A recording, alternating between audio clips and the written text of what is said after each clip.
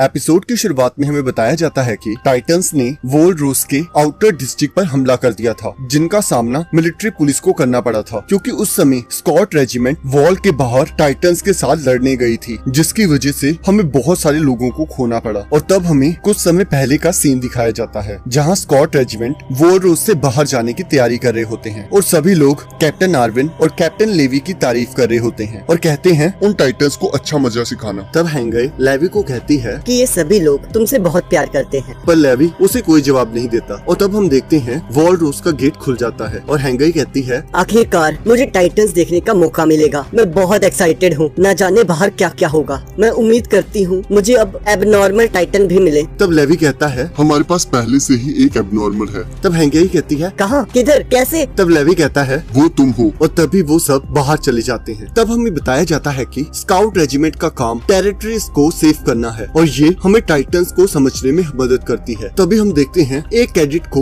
एक टाइटन खा रहा होता है और वो कहता है एक दिन तुम भी मारे जाओगे, ये इंसानियत तुम सभी को मार डालेगी। मेरी ये बात याद रखना, आखिर में बस हम ही बचेंगे। पर तभी कैप्टन लेवी उस टाइटन को मार देते हैं और अपने स्कॉट से कहते हैं कि तुम उस जख्मी कैडेट को देखो और बाकी सब और मैं टाइटंस को संभालते हैं। तब हैंगाई भी पागलों की तरह टाइटंस को मारने लगती है और वो सभी टाइटंस को मार देते हैं। और यहाँ हम देखते हैं उस कैडेट का बहुत खून निकल रहा होता है और वो कैप्टन लेवी से पूछता है क्या मैं इंसानियत के किसी काम आया? तो कैप्टन लेवी कहते हैं तुम्हारी वजह से हमें सफलता मिली है और आगे भी मिलती रहेगी। मैं तुमसे वादा करता हूँ कि मैं इन टाइटंस को पूरी तरह जड़ से उखाड़ दूंगा। और तब हम देखते हैं वो कैडेट मर जाता है। तभी कैप्टन एरविन वहाँ आते हैं और कहते हैं हमें वापस जाना होगा। तब कैप्टन लेवी कहते हैं तुम्हारा क्या मतलब है? हम अभी और आगे भी जा सकते हैं। तब वो कहते हैं कि हमारी सिटी की ओर कुछ टाइटंस बढ़ रहे हैं, हमें उन्हें बचाने जाना होगा। और इस ओर हम देखते हैं एरन उस टाइटन के पेट में होता है और वो देखता है कि उसके आसपास लोगों की लाशें तैर रही होती हैं, जिसे देखकर वो बहुत ज्यादा डर जाता है और वो सोच रहा होता है कि ये कैसे हो गया। हम पिछले 5 सालों से अपने आप को ट्रेन कर रहे थे, हमने इतनी ट्रेनिंग की, इतनी स्टडी की, इन टाइटंस के बारे में कितना कुछ जाना। हम जानते थे कि हमने इन्हें कैसे हराना है। हमारे सपने, ये सब कैसे हो गया? क्यों हमसे हमारी जिंदगी, हमारी सपने, सब कुछ छीन लिया गया। तब एरन को बहुत ज्यादा गुस्सा आ जाता है और वो कहता है मैं इतनी आसानी से हार नहीं मान सकता, मैं तुम सभी को अपने इन्हीं हाथों से मार डालूंगा। और तभी हम देखते हैं उस टाइटन के मुंह से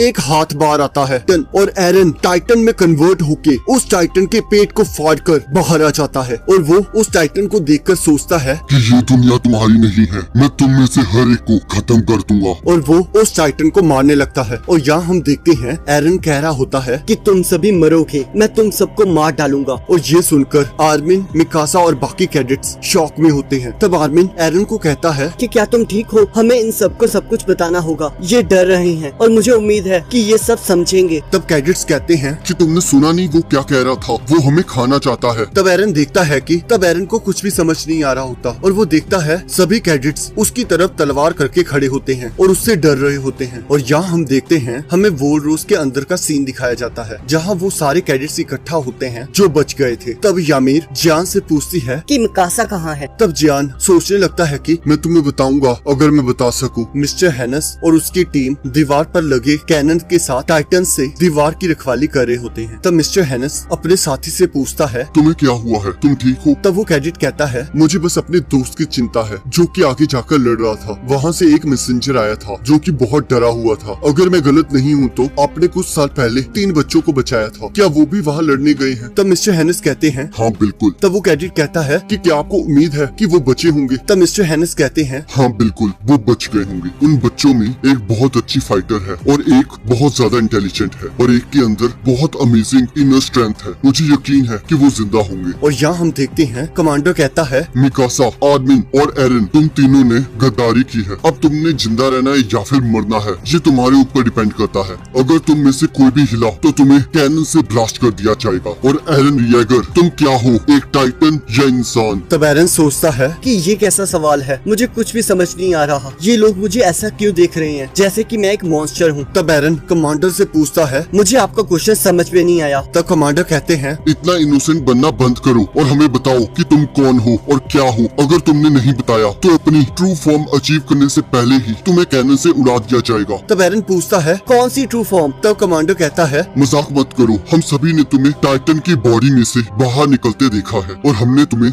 वर्ल्ड रोज के अंदर आने की इजाजत दी है और तुम एक रिस्क हो और मुझे ऑर्डर है कि मैं तुम्हें मार सकता हूँ। मैं इस सिचुएशन को और नहीं बिगड़ने दे सकता क्योंकि कभी भी आर्मर टाइटन अपीयर हो सकता है और अभी मैं जो तुमसे बात भी कर रहा हूँ इसकी वजह से इंसानियत को खतरा हो सकता है। हम तुम पर और ज्यादा मैन पावर और टाइम वेस्ट नहीं कर सकते, तो जल्दी से बताओ तो आखिरकार तुम हो कौन? तब कैडेट्स कहते हैं कि अभी हमारे पास अच्छा मौका है, हमें इसे इसकी ह्यूमन फॉर्म में ही मार देना चाहिए। तब मिकासा कहती है जब तक मैं यहाँ हूँ एरन को कोई नहीं छू सकता और अगर कोई कोशिश करना चाहता है तो आओ, मैं उसका सामना करने के लिए तैयार हूँ। तब एक कैडेट कमांडो को बताता है कि मिकासा इलाइट स्क्वाड की मेंबर है, इसकी पावर 100 नॉर्मल सोल्जर से भी ज्यादा है, अगर हमने इसे खो दिया तो हमें बहुत ज्यादा नुकसान होगा। तब एरन पूछता है कि कोई मुझे बताएगा कि यहाँ हो क्या रहा है। तब आर्मिन कहता है मिकासा तुम इन सब से नहीं लड़ सकती और हमारे पास भागने का भी कोई रास्ता नहीं है। तब मिकासा कहती है एरन को बचाने के लिए अगर मुझे पूरी की पूरी रेजिमेंट को ही खत्म करना पड़े तो भी मैं पीछे नहीं हटूंगी। तब आर्मिन कहता है ये लोग बस डरे हुए हैं, इन्हें समझ में नहीं आ रहा कि यहाँ क्या हो रहा है, हमें इनके साथ बात करनी होगी। तब एरन सोचता है क्या यहाँ मैं अकेला हूँ जिसे नहीं पता कि मैं एक टाइटन हूँ? तब एरन को याद आता है आखिरकार मुझे कुछ याद क्यों नहीं आ रहा, मैं बहुत कमजोर हूँ और अगर मैंने कुछ गलत कहा मैं अपने ही लोगों के हाथों मारा जाऊंगा।